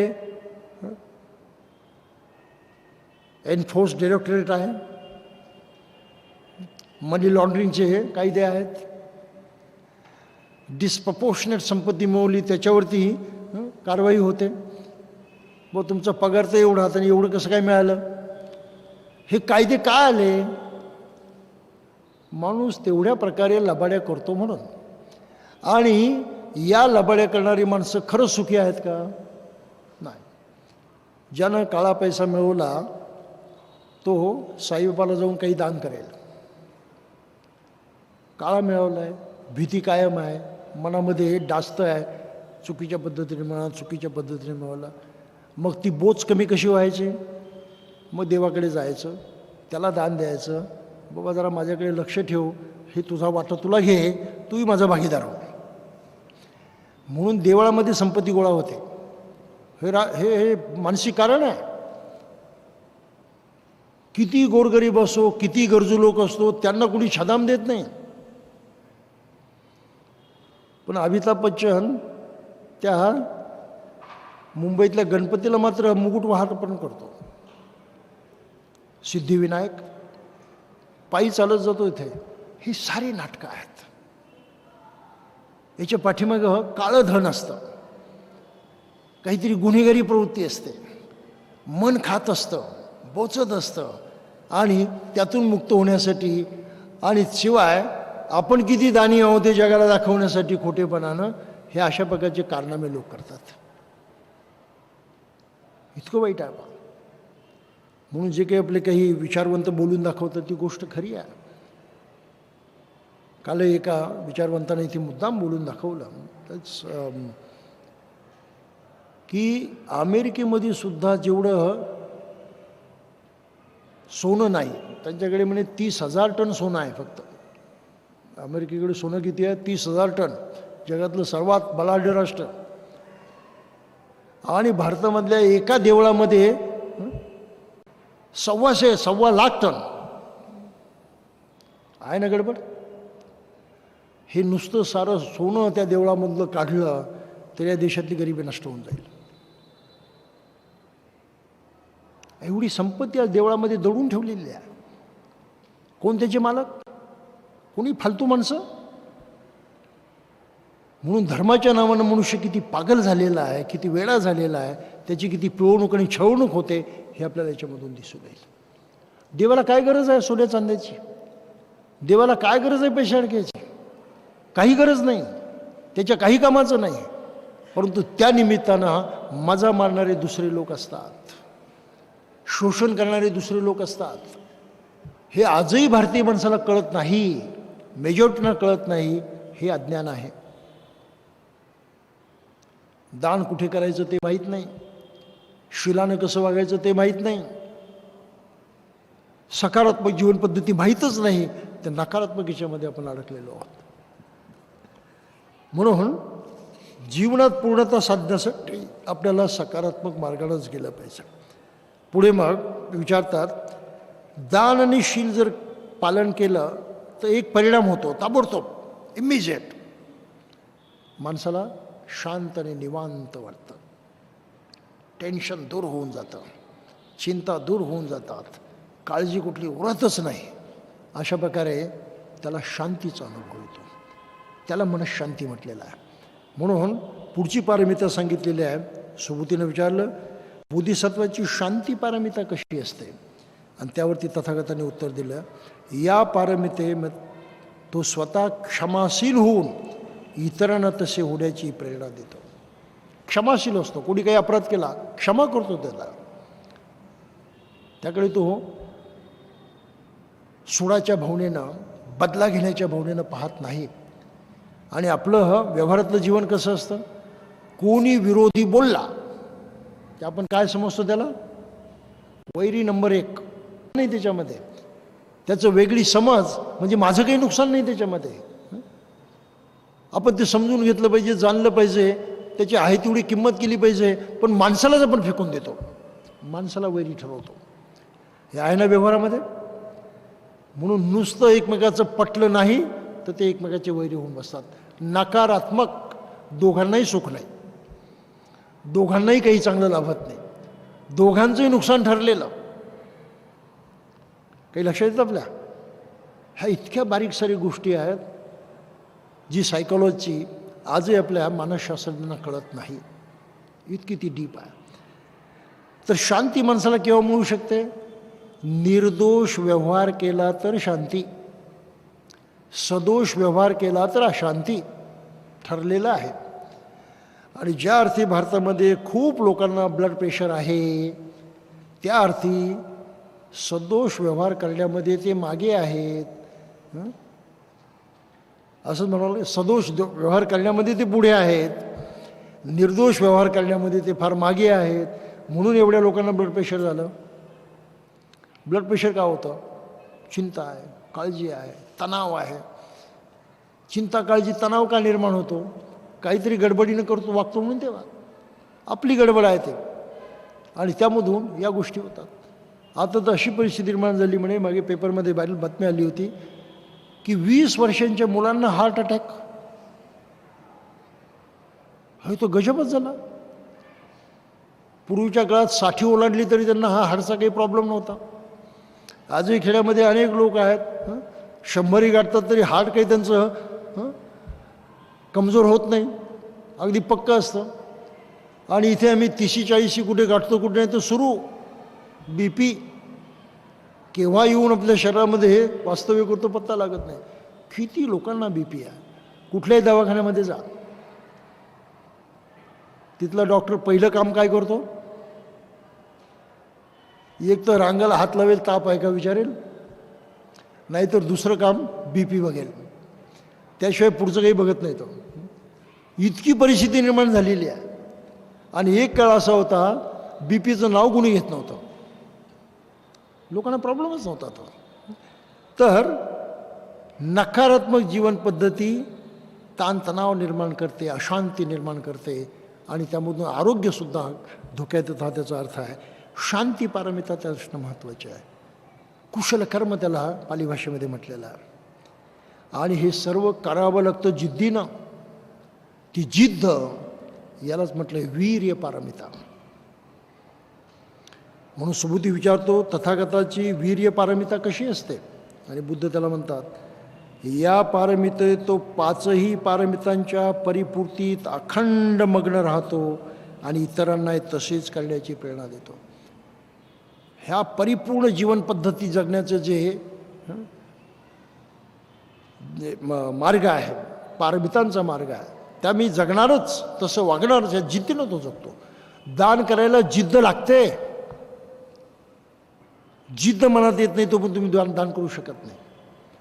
आणि जिद्दीनं करायला लागला तर मग दानामध्ये मनुष्य परिपूर्ण होऊन जातो.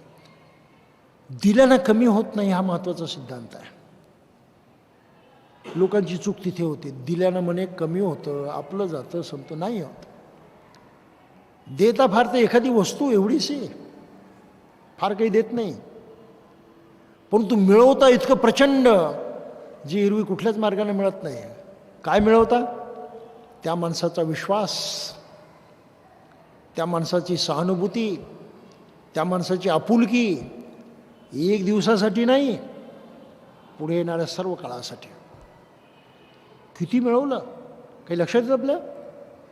किती मिळवलं त्याची मोजदाद करता येत नाही, इतकं त्या दानाच्या माध्यमातून मिळतं. माणसाला ते दिसत नाही. त्याला फक्त वस्तू दिसतात, त्याला फक्त पदार्थ दिसतात, त्याला फक्त पैसा अडका दिसतो. यापेक्षा त्याला काही दिसत नाही. एखादा पैसा कमी झाला असेल, परंतु त्या पैशाची जी किंमत आहे त्याच्यापेक्षा अनंत पटीनं आपण हे मिळवलेलं असतं. हा सकारात्मक भाव आहे. आणि अशा प्रकारे जी माणसं जोडली जातात, आपल्या संपर्कात येतात, त्या माणसाच्या सहवासामध्ये जेव्हा जेव्हा आपण राहतो तेव्हा सुखच लाभतं, आनंदच लाभतो. काही खर्च करावा लागत नाही त्यासाठी, काही द्यावं लागत नाही त्यासाठी. दिले काहीतरी एकताच, परंतु असा दीर्घकाळ अनुभव देणारा शांतीचा आणि सुखाचा लाभ आपल्याला झालेला असतो. ही किती मोठी गोष्ट आहे, लोकांना कळत नाही ते. म्हणून नावासाठी दान देणं, प्रसिद्धीसाठी दान देणं, त्याला दान म्हणतच नाही, तो व्यवहार आहे. Give and take. मी तुला दान देतो, तुम्हाला प्रसिद्धी दे, असंच आहे ना. मी तुला दान देतो, तू माझे गुणगान गा. गिव्ह अँड टेक आहे, त्याला काही अर्थ नाही. आणि याच्यामध्ये खूप माणसं वाहवत जातात. बायबलमध्ये एक वचन आहे, ख्रिस्तानं सांगितलेलं आहे की उजव्या हातानं दिलेलं दान तुमच्याच डाव्या हाताला सुद्धा कळता कामा नये. एवढ्या निस्वार्थपणे द्या, कुठेच अडकू नका. तुमच्याच उजव्या हातानं दिलेलं दान तुमच्या डाव्या हाताला सुद्धा कळता कामा नये. काही असो, तर ह्या सकारात्मक जीवन पद्धती आहेत. पारमिता म्हणजे सकारात्मक जीवनाचे आधारस्तंभ आहेत. याशिवाय सकारात्मक जीवन साकार होत नाही. आणि हे जिद्दीनं करावं लागतं. म्हणून वीर्य आहे, जिद्द आहे, कुशल कर्म करण्याची इच्छाशक्ती, कुशल कर्म करण्याची जिद्द, त्याचं नाव वीर्य. वीर्याची व्याख्या ही आहे, कुशल कर्म करण्याची जिद्द म्हणजे वीर्य. शिलाचं आचरण करेनच करेल, दानाचं आचरण करेनच करेल, लोकांशी मैत्रीनं वागेलच वागेल, इतरांचा द्वेष मत्सर करणार नाही म्हणजे नाही. अशा प्रकारे जिद्दीनं जो प्रयत्न करतो ते वीर्य आहे, ते सामर्थ्य आहे, ते खरं माणसाचं सामर्थ्य आहे. खोटं नाही बोलणार म्हणजे नाही बोलणार, म्हणजे हे कुठेही कॉम्प्रोमाइज नाही. या जिद्दीनं जो जगतो त्याला वीर्य पारमिता असं म्हटलेलं आहे. मग म्हटलं बोधिसत्वाची समाधी पारमिता कशी असते, तर या पारमितेत कौशल्यानं तो ध्यान साधतो, तथापि तो तत्संबंधित रूप लोकात परत जन्म घेत नाही आणि इतरांनाही तो तसेच करण्याची प्रेरणा देतो. आता हे सारा अवघड मामला आहे, त्याच्यामध्ये आपल्याला काही आता जायचं कारण नाही. पुढे तो विषय येणारच आहे, तेव्हा आपण त्याच्यावरती चर्चा करू. समाधी, त्याची सोपी व्याख्या आहे चित्तस्य एकाग्रता, आपल्या मनाची एकाग्रता. याच्यामध्ये 3 गोष्टी येतात. पहिली गोष्ट, आपण सतत जागरूक राहतो, सावध राहतो, अलर्टनेस ऑफ माइंड हा वाढतो. आनापानसतीमधली ती सुरुवात आहे. बी अवेअर ऑफ एव्हरीथिंग, प्रत्येक गोष्टीची आपल्याला जाणीव राहते, जागृती राहते, अलर्टनेस, कॉन्स्टंट अवेअरनेस, सततची जागृती. आनापानसती सामान्य गोष्ट नाही, ही फार मोठी मनाची ताकद वाढवत असते, सततची जागरूकता. दुसरी, कॉन्सन्ट्रेशन ऑफ माइंड, मनाची एकाग्रता. मनाची एकाग्रता ही महान शक्ती आहे, प्रचंड शक्ती आहे. जितकी एकाग्रता अधिक तितकी बौद्धिक क्षमता अधिक. इंटेलेक्च्युअल कॅपॅसिटी माणसाची एकाग्रतेमुळे वाढते. इंटेलेक्च्युअल कॅपॅसिटी, आणि इंटेलेक्च्युअल कॅपॅसिटीमध्ये 3 गोष्टी येतात. एक आहे स्मरण. स्मरणशक्ती इंटेलेक्च्युअल कॅपॅसिटीचा भाग आहे. दुसरी आहे रॅशनल थिंकिंग, त्याचा नीट विचार करणं. ही फार महत्त्वाची गोष्ट आहे. याला इंटेलेक्च्युअल पॉवरचा तो महत्त्वाचा भाग मानलेला आहे. आणि तिसरी गोष्ट आहे, ह्या रॅशनल थिंकिंग आणि प्रत्यक्ष परिस्थितीचा ताळमेळ घालत असताना विलक्षण कल्पनाशक्ती आपल्यामध्ये वाढते. वेज आणि मीन्स आपल्याला सुचतात, मार्ग सुचतात.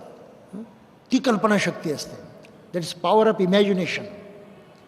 म्हणजे 3 गोष्टी एकत्रित येतात, त्यामधून माणसाची बुद्धिमत्ता वाढते. लक्षात आलं? स्मरणशक्ती, नीट विचार करण्याची ताकद, आणि नीट विचार करण्यामध्ये कल्पना सुचण्याची सोय. कल्पना सुचायला लागतात. एकाएकी कोणालाही कल्पना सुचत नाहीत, पण कवीच्या कल्पना वेगळ्या असतात बरं. तो फक्त त्या कल्पनेतच वाहवत जातो म्हणून कवी बनतो, तो विचारवंत होत नाही. पण विचारवंत बुद्धिमान माणसं कल्पनेत वाहवत जात नाही. ते हे कल्पनाशक्ती, आपली मेमरी, या दोन्हींच्या ताळमेळातून जे काही निर्माण होतं त्यावरती अवलंबून राहतात. म्हणून बुद्धिमान मनुष्य कोण? ज्याची स्मरणशक्ती चांगली आहे तोच केवळ बुद्धिमान नाही, त्याची विचारशक्तीसुद्धा असली पाहिजे. नुसती आहे तेवढी विचारशक्ती आहे तेही बुद्धिमान नाही, ती सखोल सक्षम असली पाहिजे. आणि निर्णायक गोष्टी सुचण्याची ताकद तुमच्यामध्ये असली पाहिजे. पॉवर ऑफ इमॅजिनेशन, त्याला बुद्धिमान म्हणतात. आणि ही बुद्धिमत्ता जी आहे आनापानसतीमधून वाढते. ही गंमत आहे त्याच्यातली.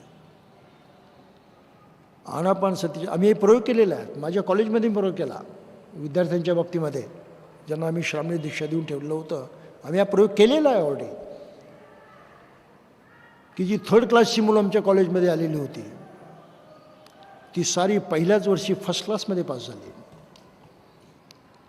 एका भोपाळच्या मुलानं तर ही भाषा केली, म्हणे आज तक मैंने कॉपी किए बगैर कोई भी एग्जाम नहीं दी थी. ही त्याची भाषा. तो आता प्राध्यापक आहे बरं, भोपाळमध्येच प्राध्यापक आहे तो, तिथल्या युनिव्हर्सिटीमध्ये. कधी आला तो तुमची भेट झाली त्याला विचारा काय झालं होतं. त्यानं ही कबुली दिली, मैंने आज तक जितने एग्ज़ाम दिए कॉपी किए बगैर नहीं दिए, लेकिन यहाँ सख्त ताकीद थी कि कॉपी बिल्कुल नहीं करना. मैं बहुत घबरा गया था. कॉपी किए बगैर पास नहीं होऊंगा ये मेरी धारणा थी. फिर हमने माना बनते जी का नहीं कॉपी नहीं करेंगे, जो हो होगा. अब मुझे आश्चर्य हो रहा है कि मैं फर्स्ट क्लास में कैसे पास हो गया. त्याचं त्याला आश्चर्य वाटायला लागलं. आणि तोच मुलगा आता तिथल्या विद्यापीठामध्ये प्राध्यापक म्हणून एम्प्लॉय झालेला. पाली भाषा आणि ॲम्बिग्युअस थॉट शिकवत होतो तिथे. आता यावर्षी त्याची अपॉइंटमेंट झालेली आहे. एवढा फरक पडतो. म्हणून माझी तळमळ ही आहे की बौद्ध कुटुंबातल्या प्रत्येक मुलीला मेडिटेशन शिकवलं पाहिजे. घराघरामध्ये ते प्रयोग झाले पाहिजेत. कुठेतरी सार्वजनिक ठिकाणी त्यांनी टेक्निक शिकावी, परंतु ही सवय लहान वयापासून मुलांना लागावी असं मला फार वाटतं. एवढं जर केलं तर काय चमत्कार होईल याच्यामध्ये लक्षात घ्या. ज्याला मेरिट मेरिट म्हणून बोलतात,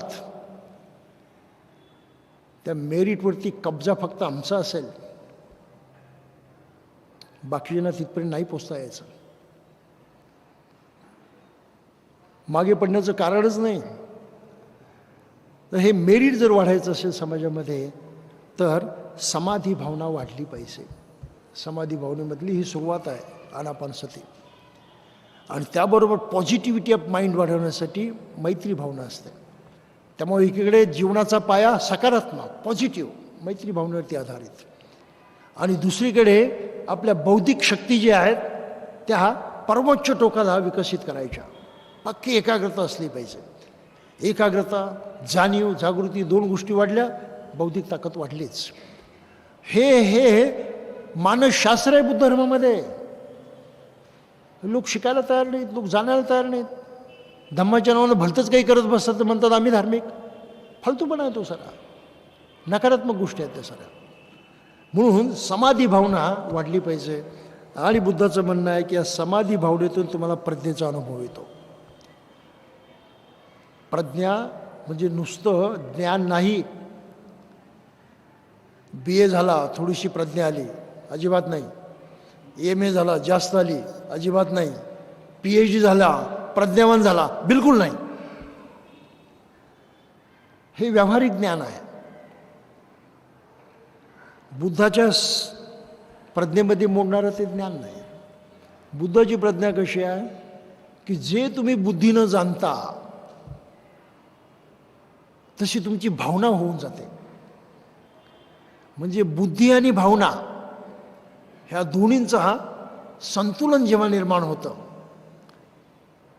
जे जाणतो तेच करतो, जे करतो तेच जाणतो, ही जी अतिशय एकाग्रतेची अशी भावना निर्माण होते. बुद्धी आणि भावना, इमोशनल लाईफ आणि इंटेलेक्च्युअल लाईफ याचं संतुलन जेव्हा साधलं जातं तेव्हा त्याला प्रज्ञा म्हणतात. म्हणून प्रज्ञा आणि ज्ञान या दोन्हीमध्ये फरक आहे. ज्ञान हे स्टोअर हाऊस आहे, टाकीसारखं पाणी भरलेल्या. जितकी मोठी टाकी असेल तितकं पाणी जास्त भरलं जाईल. नळ सोडून द्या, काही ना काही काळामध्ये ते खाली होणार आहे. म्हणून एखाद्या विषयाचं ज्ञान असणाऱ्या माणसाची अवस्था कशी असते, तेवढ्या विषयापुरतं तो ज्ञानी असतो. त्यात ते बारकावे त्याला खूप माहीत असतात. एकदा ते सारे बोलून झाला रिकामा, मग काही नाही त्याचं. ही भानगड आहे. जीवनात कसं वागायचं, सकारात्मक काय नका काही माहीत नाही त्याला. विकास कसा होतो नाही माहीत त्याला. सद्गुण कशाला म्हणतात नाही माहीत त्याला. हा जो फरक पडतो विषयाचे तज्ज्ञ असणं आणि प्रज्ञावान असतं याच्यामध्ये एवढा फरक आहे. विषयाचे तज्ज्ञ ज्ञानी म्हणतात, त्यांना आपल्याला ज्ञानी म्हणता येतं, ते ज्ञानी असतात, पण त्यांचं प्रज्ञा नसते. आणि प्रज्ञेलाच मग व्यावहारिक भाषेमध्ये शहाणपण असं म्हटलं जातं. प्रज्ञा म्हणजे शहाणपण असंही त्याचा वेगळा अर्थ केला होतो. तर प्रज्ञा प्राप्त करणं हे बुद्ध धर्मातलं अंतिम ध्येय आहे. जो प्रज्ञावान होतो तो परिपूर्ण होतो, मनुष्य म्हणून परिपूर्ण होतो. आणि प्रज्ञावान कोण, तर बुद्ध प्रज्ञावान आहे. बुद्धाला नुसतं ज्ञानी म्हणत नाहीत. म्हणून जीवनात पूर्णता साध्य करण्यासाठी या 10 पारमितांचा अवलंब करणं, यामध्ये 6 सांगितले त्या मूळ पारमिता आहेत. त्याच्यामध्ये इतर पारमितांची भर घातली जाते. त्या साऱ्याच पारमितासारख्या तशातला भाग नाही, पण तेही श्रेष्ठ गुण आहेत. आणि ते बाबासाहेबांनी इथे एके ठिकाणी सांगितलेले आहेत. पहा की 10 पारमिता कोणत्या.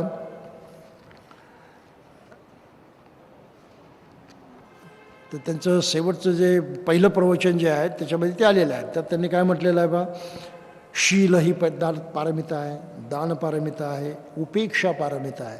उपेक्षाचा अर्थ आहे प्रज्ञा. नैष्कर्म ही पारमिता आहे. आता त्याच्यावरती आपण पुढे कधी बोलूया. वीर्य पारमिता आहे, शांती पारमिता आहे, सत्य पारमिता आहे, अधिष्ठान पारमिता आहे, करुणा आणि मैत्री पारमिता आहेत. अशा प्रकारे एक यादी त्यांनी एके ठिकाणी दिलेली आहे. आणि आता ते 6 पारमितामध्ये बोलतात. ह्या मूळ पारमिता आहेत. 6 पारमिता. सर्व महायान संप्रदायामध्ये 6 पारमितावरती जोर दिला जातो, 10 पारमितावरती नाही. कारण 10 पारमिता ह्या तशा पारमिताही नाही. उदाहरणार्थ सत्य हा काही गुण नाही आहे. सत्य हा काही गुण नाही आहे.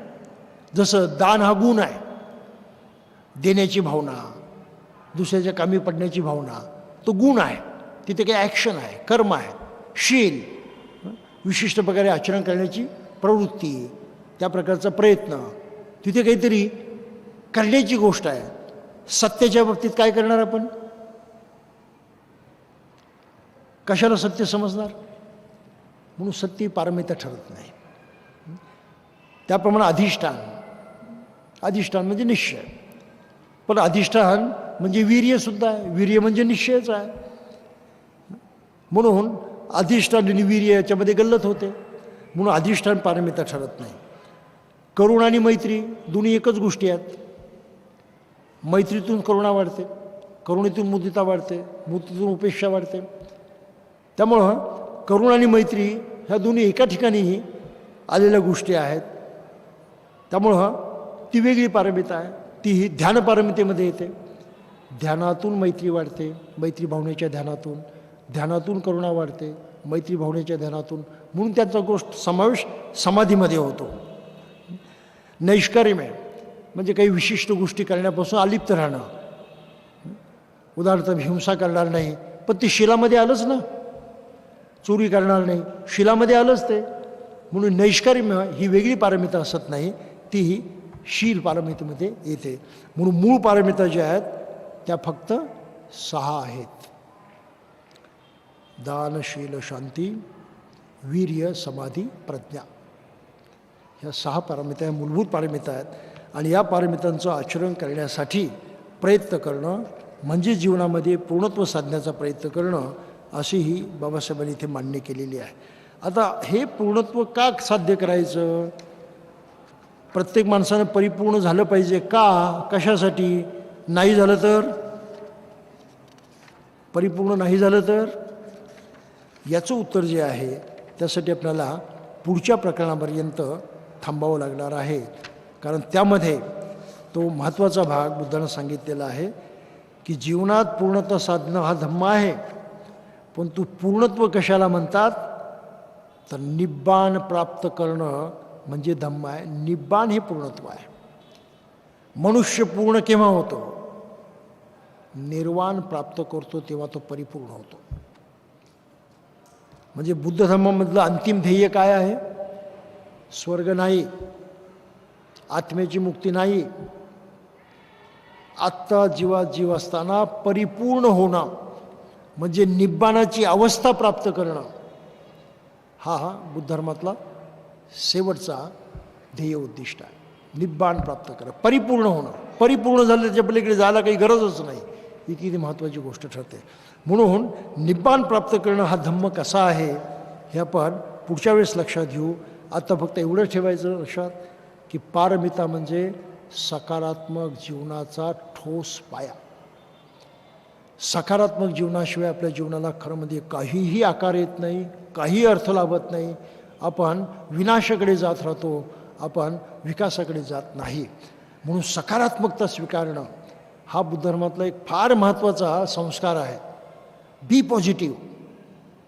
बौद्ध बनणं म्हणजे पॉझिटिव्ह बनणं हा त्याचा अर्थ आहे. सकारात्मक त्या मार्गाने जाण्याची जिद्द बाळगणं हा त्याचा अर्थ आहे. म्हणून दीक्षा घ्यावी लागते. दीक्षा जर घेतली नाही तर त्या सकारात्मकतेची जी बांधिलकी आहे ती आपल्याला स्वीकारता येत नाही.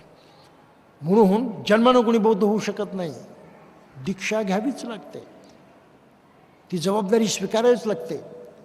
सकारात्मकता काय आहे ती लक्षात घेऊन त्या मार्गानं जगायचं हे ठरवावंच लागतं. हे जो पण आपण ठरवत नाही तो पण आपल्याला बौद्ध जीवन मार्ग स्वीकारता येत नाही. म्हणून ही फार मोठी चूक आपल्या समाजामध्ये दुरुस्त करायची आहे की धम्म दीक्षा घेतल्याशिवाय कोणाला बौद्ध समजायचं नाही.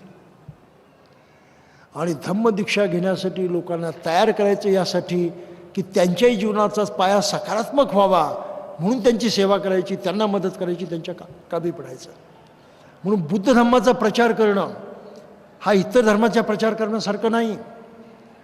त्यांना आमिष दाखवा, त्यांना मदत करा, त्यांना काहीतरी लालूच दाखवा आपल्या धर्मात आणा, नाही तर त्यांच्यावरती जबरदस्ती करणं आपल्या धर्मात आणा, ही भानगड नाही. बुद्ध धर्मातला प्रचार हा आहे की त्या माणसाची सेवा करायची आहे, त्याच्या कामी पडायचं आहे, त्याचं कल्याण करायचं आहे, त्याच्या विकासासाठी सहाय्य करायचं आहे. म्हणून त्याला हा जीवनमार्ग शिकवायचा आहे, त्याला स्वीकारायला भाग पाडायचा आहे, त्याला समजावून सांगायचं आहे. म्हणून बुद्ध धर्मातला प्रचार फार वेगळ्या प्रकारचा प्रचार आहे. जबरदस्तीला तिथे जागा नाही. लुचपत लालूच दाखवायला तिथे जागा नाही. आणि अज्ञानानं त्याला आपल्याकडे ओढण्याला, आपल्यामध्ये सामावून घ्यायला सुद्धा जागा नाही. या तिन्ही गोष्टींचा विरोध बुद्ध धर्मामध्ये आपल्याला पाहायला मिळतो. त्याला शिकवा, त्याला समजू द्या, सकारात्मक काय आहे त्याच्या लक्षात आणून द्या, तसं जीवन जगणं का आवश्यक आहे त्याला समजावून सांगा, ते अशा अशा प्रकारे जगता येतं हे त्याला सांगा, आणि त्याला ते स्वीकारण्यास तयार करा, म्हणजे धम्माचा प्रचार करा. म्हणून धम्माचा प्रचार नुसती बुद्धाची तत्त्व सांगण्यामध्ये नाही, धम्माचा प्रचार त्या माणसाला सकारात्मक जीवन स्वीकारण्यासाठी तयार करणं, यामध्ये धम्माचा प्रचार सामावलेला आहे.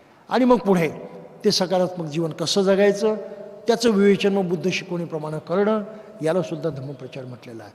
म्हणून जगामध्ये बुद्धाच्या धम्माचा प्रचार करणं सर्वात अवघड. जगामध्ये बुद्धाच्या धम्माचा प्रचार करणं सर्वात अवघड. मुसलमान धर्माचा प्रचार करणं सर्वात सोपं. का? बनतोस की नाही, नाही तर मारतो, सर्वात सोपं काम आहे ते. ख्रिश्चन धर्माचा प्रचार करणं त्यापेक्षा थोडंसं अवघड आहे, का त्यांना काहीतरी द्यावं लागतं, लालूच द्यावी लागते, आकर्षण करावं लागतं, मदत करावी लागते, हळूहळू त्याला आपलंसं करावं लागतं, थोडंसं अवघड आहे. सर्वात सोपं मात्र इस्लामचं आहे. ख्रिश्चनांचं थोडंसं अवघड आहे. हिंदूंचं त्यातूनही सोपंच आहे. त्याला नुसतं अज्ञानामध्ये अडकून, अरे देव आहे तो पावतो म्हटलं की हा धावला तिकडे, अडकला त्याच्यामध्ये. त्यामुळे नुसती थाप मारली तरी त्यांचा प्रचार होऊ शकतो, इतकं ते सोपं आहे. बौद्धांचा प्रचार मात्र अत्यंत अवघड आहे. आणि तो अवघड असल्यामुळं 60 वर्षे आपण असेच अडखळत बसलेलो आहोत. प्रचारकच नाहीत ना. तो प्रचार कसा करायचा आजही भल्या भल्या लोकांना माहीत नाही, बुद्ध धर्माचा प्रचार म्हणजे काय. आणि तरी हजारो लोक, हजारो संघटनाकडून धम्माचा प्रचार करत असतात. ही तर गंमत आहेत ना, ही मोठी गंमत आहे.